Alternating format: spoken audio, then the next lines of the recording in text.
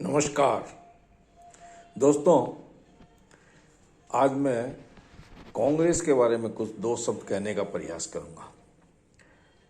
देखिए, प्रजातंत्र में विपक्ष का होना बहुत जरूरी है, बहुत लाजमी है। अगर विपक्ष मजबूत होगा तो उस देश की प्रजातंत्र बहुत मजबूत होगी और कांग्रेस ही उसका एक विकल्प है। भारतीय जनता पार्टी का विकल्प, अपोजिशन का विकल्प जो भी है वो कांग्रेस ही है। तो कांग्रेस वालों को मेरा एक संदेश है कि मैं उनका एक रिवाइवल पैकेज बनाया हूं 2034। वहां पे आके कांग्रेस पूरी सक्षम हो जाएगी और इस देश को नेतृत्व प्रदान करेगी। उसके लिए उनको क्या करना है, इसके ऊपर गौर से अगर सोचा जाए तो सबसे पहला काम यह है, उनको पूरी 544 सीटों पे अपने कैंडिडेट प्रत्याशी को खड़ा करना चाहिए। अब आप बोलेंगे ये तो आप मजाक कर रहे हैं। नहीं, मजाक नहीं है। उसके क्या रिजल्ट होंगे वो आप ध्यान से सुनो। पहला रिजल्ट क्या होगा, उनको ये मालूम पड़ेगा पूरे देश में उनके कितने वोटर हैं। दूसरा क्या होगा कि जो इन कांग्रेस से निकल के प्रांतीय पार्टी बनी है, जो डायनेस्टी रूल में गए हैं, उनका विनाश हो जाएगा धीरे धीरे धीरे धीरे। तीसरा, 2029 में वो काफ़ी हद तक आगे बढ़ जाएंगे और कम से कम 170 से 90 सीट ला लेंगे। तब उनको अच्छा एक प्रतिपक्ष के साथ विरोध करने का बहुत बड़ा हथियार मिलेगा। और सबसे बड़ा 2034 में क्या होगा, ये पुराने जितने भी है ना, ये सलट जाएंगे। चाहे तो उम्र के हिसाब से सलट जाएं, चाहे अपने पब्लिक के नज़रों से गिर के सलट जाएं। और एक सबसे महत्वपूर्ण काम क्या होगा, एक गांधी परिवार, इसका विनाश हो जाएगा। इसका विनाश ही कांग्रेस का उत्थान का एक कारण बनेगा।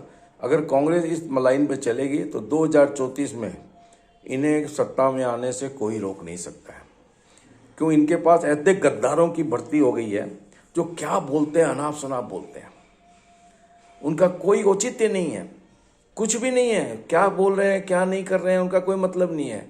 वो इस कांग्रेस को डुबाने में भरसक प्रयास कर रहे हैं कि किसी तरह डूब जाए। लेकिन मेरा फॉर्मूला अगर कांग्रेस अप्लाई करेगी आज तो 100% 2034 में कांग्रेस को सत्ता में आने के लिए कोई भी रोक नहीं सकता है।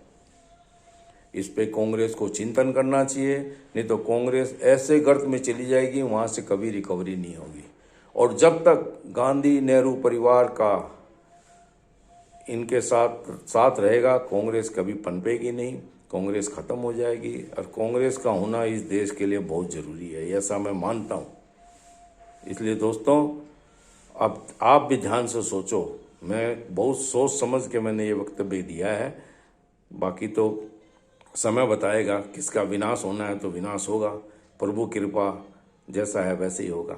और सबसे बड़ी कांग्रेस के लोग अभी भूल कर रहे हैं कि वो राम मंदिर का बुलावा ठुकरा के ये खुद प्रमाणित कर रहे हैं कि वो राम के सदा से विरोधी रहे हैं। नेहरू का खानदान कभी भी राम भक्त नहीं हो सकता, ऐसा हमारे देश के सनातनियों का मानना है। जो चमचे ये डिबेट में आते हैं ना, वो मन से नहीं आते हैं, उनका मजबूरी है।